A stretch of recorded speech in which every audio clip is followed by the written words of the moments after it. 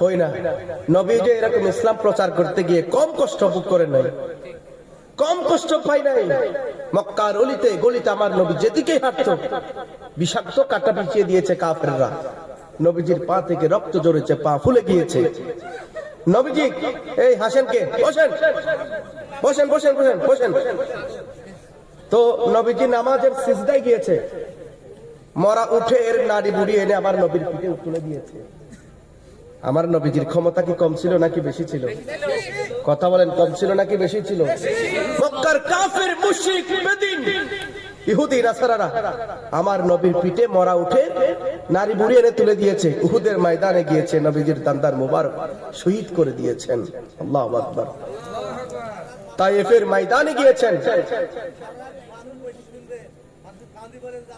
তায়েফের ময়দানে গিয়েছেন, তায়েফের কাফেররা ইট পাথর নিক্ষেপ করেছেন। তায়েফের কাফেররা ইট পাথর নিক্ষেপ করেছেন। নবীজির দেহ থেকে রক্ত ঝরিয়েছেন, নবীজির দেহ থেকে রক্ত ঝরিয়েছেন।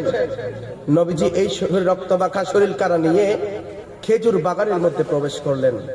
আল্লাহু আকবার বলেন। রক্ত মাখা শরীর কারা নিয়ে খেজুর বাগানের মধ্যে প্রবেশ করলেন। নবীজির সাহাবী হযরতে যায়েদ বিন হারেসা আমার নবীকে রক্ত মাখা শরীর খানা মুছে দেওয়ার জন্য কূপ থেকে পানি নিয়ে আসলেন। রক্ত মাখা শরীর খানা মুছে দিতে লাগলেন। ডাক দিয়ে বলেন, ইয়া রাসূলুল্লাহ, ইয়া হাবিবাল্লাহ, আপনি নবী, রাহমাতাল লিল আলামিন নবী, বিশ্ব মানবতার মুক্তির দূত আপনি নবী মুহাম্মদুর রাসূলুল্লাহ। আপনি নবী কান্না করবেন না, আপনি নবী টেনশন করবেন না। আপনার নবীর কান্না আমরা সাহাবায়ে কেরাম সহ্য করতে পারি না। নবীজির কষ্ট কি উম্মতরা কি সহ্য করতে পারে? নবীজির কষ্ট কি সহ্য করতে পারে? যায়েদ বিন হারেসা ডাক দিয়ে বলেন, ইয়া রাসূলুল্লাহ, ইয়া হাবিবাল্লাহ, আপনি নবী কান্না করবেন না, আপনি নবীর কান্না আমরা সাহাবায়ে কেরাম সহ্য করতে পারি না। নবীজি ডাক দিয়ে বলেন, ও সাহাবায়ে কেরাম, ও যায়েদ, আমি নিজের জন্য কাঁদি না, আমি কাঁদি আমার উম্মতের জন্য, এই তায়েফবাসীদের জন্য, তায়েফের লোকদের জন্য। তাদেরকে আমি কালমার দাওয়াত দেওয়ার জন্য এসেছি, ইসলামের দাওয়াত দেওয়ার জন্য এসেছি, তাদেরকে জান্নাতের পথে নিতে এসেছি। তারা আমার কালমা গ্রহণ করে নাই, বিনিময়ে আমাকে পাথর নিক্ষেপ করেছে, আঘাত করেছে। আমি কষ্ট পেয়েছি, এই কারণে কাঁদছি না, আমি কাঁদছি তাদেরকে জাহান্নাম থেকে বাঁচাইতে পারি না। আল্লাহু আকবার। আমার নবী নিজের জন্য কাঁদে না, উম্মতের জন্য কাঁদে। কথা বলেন ঠিক কিনা বলেন? নবী যে উম্মতের জন্য কাঁদে। যায়েদ বিন হারেসাকে ডাক দিয়ে বলেন, ওগো যায়েদ, আমি নিজের জন্য কাঁদি না, আমাকে আঘাত করেছে, কষ্ট দিয়েছে, এই জন্য কাঁদি না। আমি কাঁদি তায়েফবাসীদের জন্য, তাদেরকে আমি জান্নাতে নিতে পারি নাই, জাহান্নামের আগুন থেকে আমি তাদেরকে বাঁচাইতে পারলাম না। তায়েফের পাহাড় রক্ষী ফেরেশতারা, কথাগুলো ভালো করে খেয়াল করবেন। তায়েফের পাহাড় রক্ষী ফেরেশতারা এসে আমার নবীকে সালাম দিলেন, আসসালাতু ওয়াসসালামু আলাইকা ইয়া রাসূলুল্লাহ, আসসালাতু ওয়াসসালামু আলাইকা ইয়া হাবিবাল্লাহ। ওগো ইয়া রাসূলুল্লাহ, ইয়া হাবিবাল্লাহ, আপনি নবীর কারণে আল্লাহ কুল কায়নাতকে সৃষ্টি করেছেন, আমরা ফেরেশতাদেরকেও সৃষ্টি করেছেন, জাতি ইনসান জাতিদেরকে সৃষ্টি করেছেন। আপনি নবীকে এই তায়েফের কাফেররা, তায়েফের দুষ্ট ছেলেরা ইট পাথর নিক্ষেপ করেছে, আপনাকে আঘাত করেছে। আপনি নবী শুধুমাত্র আমাদেরকে হুকুম করেন, আপনি শুধুমাত্র হুকুম করতে দেরি লাগবে, পুরো তায়েফবাসীকে পাহাড়ের চাপ দিয়ে আমরা একেবারে শেষ করে দিব, জাহান্নামে পাঠিয়ে দিব। আমার নবী রাহমাতুল লিল আলামিন ডাক দিয়ে বলেন, ওগো ফেরেশতারা, তোমরা তাদেরকে মারার দরকার নাই, আল্লাহ আমাকে পাঠিয়েছেন রহমত হিসেবে, গজব দেওয়ার জন্য নয়। সুবহানাল্লাহ। নবীকে কাফেররা মারতে এসেছে, নবীকে মারতে এসেছে, নবীজি আঘাত করেন নাই, ভালোবাসা দিয়েছেন। ভালোবাসা দেওয়ার কারণে, নবীজির আদর্শ দেখার কারণে নবীজির কালমা পড়ে মুসলমান হয়ে ফিরে গিয়েছে। কথা বলেন ঠিক কিনা বলেন? এই আদর্শ আমরা যদি নবীর উম্মত হয়ে থাকি, নবীর প্রেমিক, নবীর পাগল হয়ে থাকি, তাহলে আমাদের মধ্যেও সে আদর্শ, মহব্বত, ভালোবাসা থাকার প্রয়োজন আছে না নাই? আমাদের কাছে এমন ধৈর্য আমাদের কাছে থাকার প্রয়োজন আছে না নাই? আমার নবীকে কাফের, মুশরিক, বেদিন, ইহুদি, নাসারারা এত কষ্ট দিয়েছে, এত আঘাত দিয়েছে। মক্কার কাফেররা যখন একের পর এক নির্যাতন শুরু করে দিয়েছে, সাহাবায়ে কেরাম ডাক দিয়ে বলেন, ইয়া রাসূলুল্লাহ, ইয়া হাবিবাল্লাহ, ওগো নবীজি, আপনি তাদের জন্য বদদুয়া করেন আল্লাহ তাদেরকে ধ্বংস করে দিক। নূহ নবী তাদের উম্মতের জন্য বদদুয়া দিয়েছেন, আল্লাহ মহাপ্লাবন গজব দিয়ে পুরো বিশ্ববাসীকে শেষ করে দিয়েছেন। মহাপ্লাবন দিয়ে আপনিও বদদুয়া করেন এই জাতিকে আল্লাহ ধ্বংস করে দিক, আপনাকে এত কষ্ট দেয়। আমার নবীজি বলছেন, ওগো ওগো সাহাবায়ে কেরাম, আল্লাহ তো আমাকে পাঠিয়েছেন রহমত হিসেবে এই পৃথিবীতে গজব দেওয়ার জন্য, ঠিক কিনা? এর নবীজির যদি এমন ধৈর্য থাকে, নবীজির যদি এমন ধৈর্য থাকে, তাহলে আমাদের ভেতরে এরকম ধৈর্য থাকার প্রয়োজন আছে না নাই বলেন?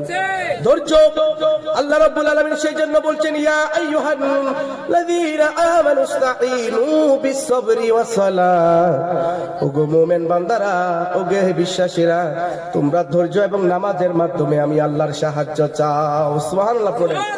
সেই জন্য আমার নবীজি তায়েফের লোকদের পাথরের আঘাতকে রক্তমাখা শরীর কারণে নিয়ে নামাজের সিজদায় চলে গেলেন, চোখের পানি ছেড়ে দিয়ে কান্না করতে লাগলেন। নবী জমিনে বসে বসে কষ্ট পায়, আর সে আজিম থেকে দেখেন একজন, বলেন তিনি কে? আর একটু জোরে কোন তিনি কে? নবীর কষ্ট সহ্য করতে পারে না একজন, জবান খুলে বলেন তিনি কে? নবীর কষ্ট আল্লাহ সহ্য করতে পারে না। নবীজি খেজুর বাগানে গিয়ে নামাজের সিজদায় চলে গেলেন, হাউ মাউ করে কান্না শুরু করে দিলেন। নবীজি আল্লাহ রাব্বুল আলামিন জিবরিল আমিনকে পাঠিয়ে দিলেন, ওগো জিবরাইল তাড়াতাড়ি যাও আমার নবীকে কান্না বন্ধ করতে বলো, নবীজির কান্না আমি আল্লাহ সহ্য করতে পারি না। আল্লাহু আকবার। আল্লাহ রাব্বুল আলামিন ডাক দিয়ে বলেন, হে হাবিব, আপনি আপনার কান্না বন্ধ করে, আপনি টেনশন করবেন না, আপনি কান্না করবেন না, আপনি টেনশন করবেন না, আপনি কান্না করবেন না। আপনি তায়েফবাসীদেরকে জান্নাতে নিতে এসেছেন, কালমার দাওয়াত দিতে এসেছেন, তারা কালমার দাওয়াত গ্রহণ করে নাই। কি হয়েছে? কি হয়েছে? আপনি নবী কান্না করবেন না, আপনি নবীর সাথে আমি আল্লাহ আছি, আপনি চিন্তা করবেন না। তায়েফবাসীরা আপনার কালমা গ্রহণ না করেছেন, কি হয়েছে? আপনি যখন নামাজের সিজদায় চলে গিয়েছেন, ফজরের নামাজে যখন দাঁড়িয়ে দাঁড়িয়ে সুমধুর কণ্ঠে কোরআন তেলাওয়াত শুরু করে দিয়েছেন, আপনার সুমধুর কণ্ঠের তেলাওয়াত শুনে, আপনার নূরানি চেহারাখানা দেখে দেখে তায়েফের জিন জাতিগুলো কালমা পড়ে মুসলমান হয়ে গেল। ওয়ালা সাফা ইউতিকা রাব্বুকা ফাতারদা, হে হাবিব আপনি টেনশন করবেন না, চিন্তা করবেন না। তায়েফবাসীরা আপনার কালমা গ্রহণ না করেছেন, কি হয়েছে? কি হয়েছে? আপনি ধৈর্য ধরেন, রাসূল আপনাকে এমন এমন সুসংবাদ আমি দিব, আপনিও এমন এমন সুসংবাদ দিব, আপনি নবী খুশি হয়ে যাবেন। আপনি যখন ফজরের নামাজের সময় দুঃখ বরাবর নিয়ে, আঘাত নিয়ে, রক্তমাখা শরীর খাড়া নিয়ে যখন দাঁড়িয়ে গিয়েছেন, কোরআনের তেলাওয়াত শুরু করে দিয়েছেন, আপনার সুমধুর কণ্ঠের তেলাওয়াত শুনে তায়েফের সমস্ত জিনগুলো কালমা পড়ে মুসলমান হয়ে গেল। আর একটু জোরে বলবেন না সুবহানাল্লাহ? তাহলে নবী কষ্ট পেয়েছেন, ধৈর্য ধরেছেন, কিন্তু নামাজ ছাড়ে নাই। কথা বলেন ঠিক কিনা বলেন? সেই জন্য নবীজি দুনিয়া থেকে চলে যাবেন, বারবার আমাদেরকে তাগিদ দিয়ে গিয়েছেন, আসসালাত আসসালাত, ওগো আমার উম্মতেরা তোমরা নামাজ ছেড়ো না। আসসালাতু মি'রাজুল মুমিনিন, এই নামাজ হচ্ছে তোমাদের জন্য মি'রাজ, মিফতাহুল জান্নাতি সালাত, এই নামাজ হচ্ছে তোমাদের জন্য মুক্তির চাবিকাঠি। সেই নামাজ, পাঁচ ওয়াক্ত নামাজ আমরা চাই কি চাই না? হাত তুলে সবাই রাজি আছি না নাই বলেন? নামাজ ছাড়া, নামাজ ছাড়া কাল হাসরের ময়দানে কোনো মুক্তির সুযোগ নাই। নবীজি নামাজ দুনিয়া থেকে যাবার আগে বারবার নামাজের কথা বলে গিয়েছেন। আমরাও যেন নবীর উম্মত হই, অবশ্যই যেন আমরা নামাজ পড়ি। আল্লাহ আমাদের সবাইকে কবুল করুন, আমিন পড়েন। আর একটু জোরে বলেন আমিন। এবং আমার মা বোনদেরকে বলবো, আপনারা অবশ্যই নামাজ পড়বেন। এই 5 ওয়াক্ত নামাজ একমাত্র আপনার মুক্তি